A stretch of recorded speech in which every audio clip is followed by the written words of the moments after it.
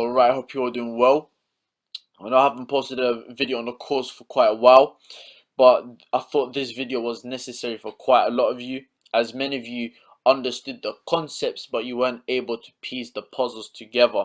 So what I'll be doing is I'll be going through Euro USD, and I'll be starting off from the weekly and breaking down onto the lower time frame and showing you guys how I would approach the markets. So let's get straight into it. Now if I just head over to TradingView real quick, and I already have EU open. Now the first thing I'll do is mark out my areas of supply and demand, right? And I'd mark out the price cycle. On every single time frame I approach, I'd mark out the price cycle, okay? Because the cycle plays out on every single time frame. And I personally like to trade between supply and demand, right?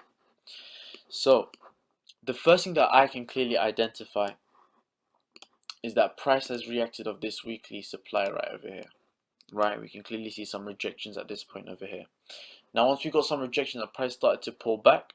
We can see that it started to pull back into an area of demand that was created right after this impulsive move. Now again, remember I told you I identified a price cycle on every single time frame, so we can clearly identify a nice price cycle right here. We have this area of consolidation right here. Price broke out of this area of consolidation and expanded to the upside, so we'll call that a change in character, right? Now we know price is in a bullish sentiment. Now once price moved over to the upside, it has now reacted of an area of supply right over here. That's when price started to move over to the downside. We saw some retracements down to a nice demand right over here. Not only did it react to this demand, but also filled in some imbalance that was here, and there was a gap created right here. And we know when a market creates a gap like this, it must come back to fill in that gap. And as you can see, it did come back and it filled in that gap and mitigated off this weekly demand right over here. Now once I have that marked out, I then head over to the daily time frame. Now what can I see on the daily time frame? You know what, first let me replay price back to this point over here. Now what can I see? Once price reacted of this area of supply, what did it start doing here? Distributing orders, right? So essentially this is an area of consolidation. So I'll have that marked out. And now let's zoom in a bit, right, into this area. Once price expanded over to the downside, we can see that there's some imbalances that was left, right? So let's mark out the last area of supply before that move over to the downside. So essentially this is a nice area of supply that we have on the daily, right? So let me zoom out a bit.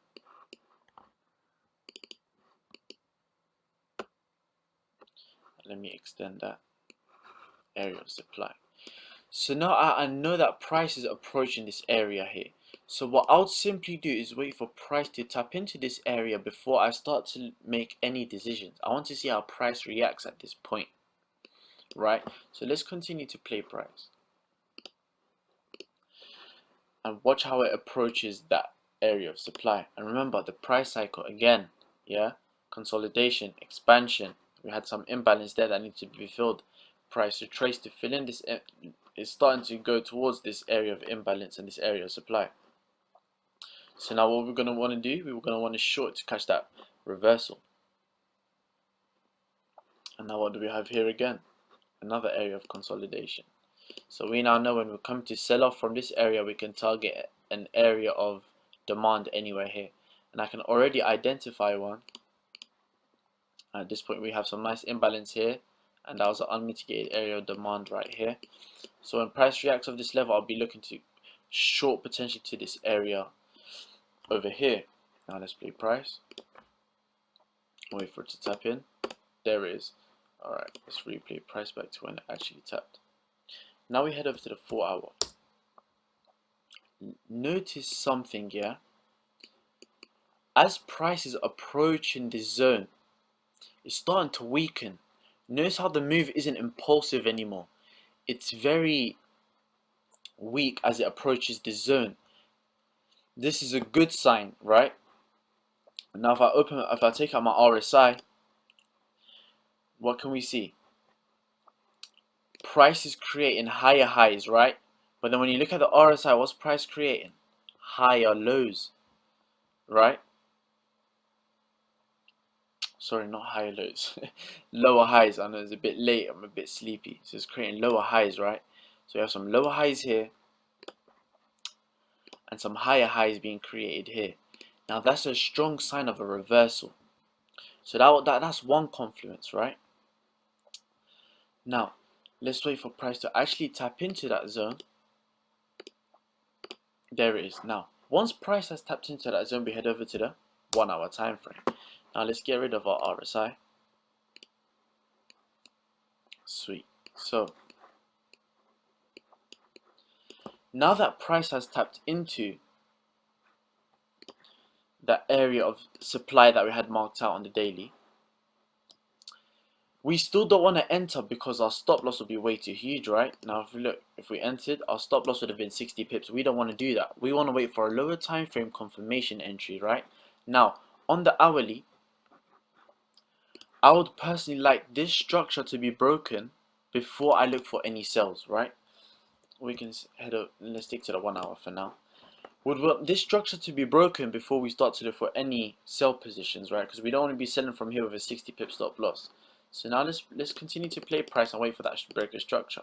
Now, as you can see, price wicked out and broke that structure. Once we got that breaker structure, notice how price created an area of, it's created some inefficient price action. We've got some imbalance right there that we know that needs to be filled in. So once we got that breaker structure, once we got that break of structure, we have identified that price left over some imbalance. So price now must be retraced to fill in that imbalance and potentially mitigate of this area supply. Now, what we can do is not necessary, but now we take out our fib, mark out that price range from the high to the low, and we clearly identify this nice hourly supply that aligns perfectly with the 79%. So now I would mark out this 1 hour area of supply.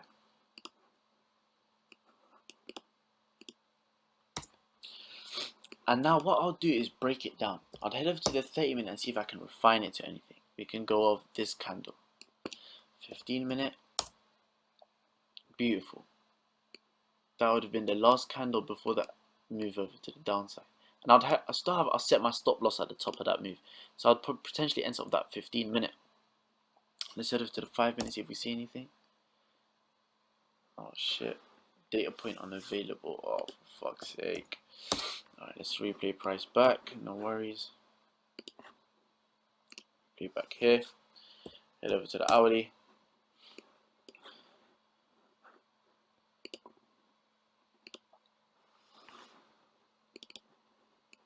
Alright, sweet. So as I was saying, we're on the 15-minute. We can't go into the 5-minute because the data is unavailable apparently. So we'll just stick to that 15-minute. Let's refine it to that wick.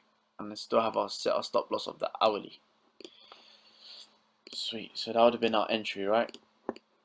So now I would wait for price to pull back into that area for us to then look for sells. Now where would we be targeting? Remember I was talking about that area of consolidation on the daily.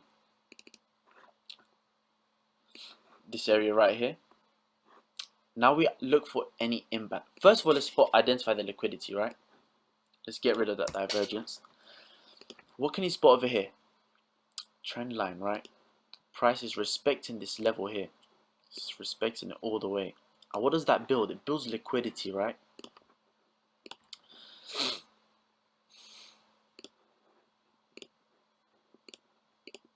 And what do we know that? Okay, so let's go back to the price cycle, right? Let's head over back to that weekly. Remember the objectives, guys, yeah? Consolidation, expansion, okay? The objective of the expansion is to break structure. We've got that break of structure right here. Now, what's the objective of the retracement? The objective of the retracement is to fill in any imbalances, right? And we have that imbalance right here that's about to be filled in.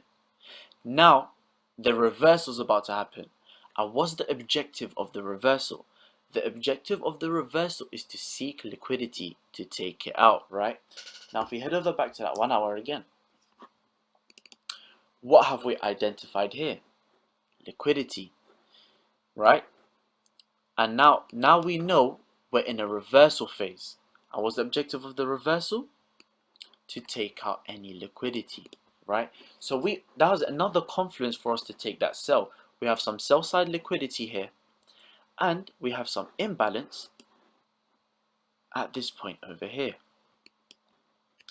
So now when it comes to setting our TP, you can either TP here or TP here, but I'll be TPing, taking profit at this point here to be safe, right? So now we're shorting off of that 15-minute supply that we have marked out, and we'll be targeting that imbalance down over here. Now that's how I would personally approach every single pair, any market, no matter what the asset class is. That's how I would break it down. I'll start off with a higher time frame, mark out any structural breaks, mark out any supply and demand areas that has already reacted off. Then I'd mark out the price cycle. I'd mark out the areas of consolidation, the areas of expansion, and any imbalances that allows me to identify areas of supply and demand on the lower time frame. As price taps into the higher time frame supply and demand, I won't take a position. I'll wait for some lower time frame change of character. So at this point over here, that would have been our change of character, right? Because price was printing higher lows, but then what did it print right here? A lower low. It didn't sustain its upside. It broke through that low. That's what we call a change of character. Once I identify that on the lower time frame, then I would look for my entry. And as you can see, we found one on that 15-minute. So now let's play price and let's see what happens. There it goes. Price has now tapped into our area of supply. We're in sells, and we'll be targeting that imbalance down here. And there it goes.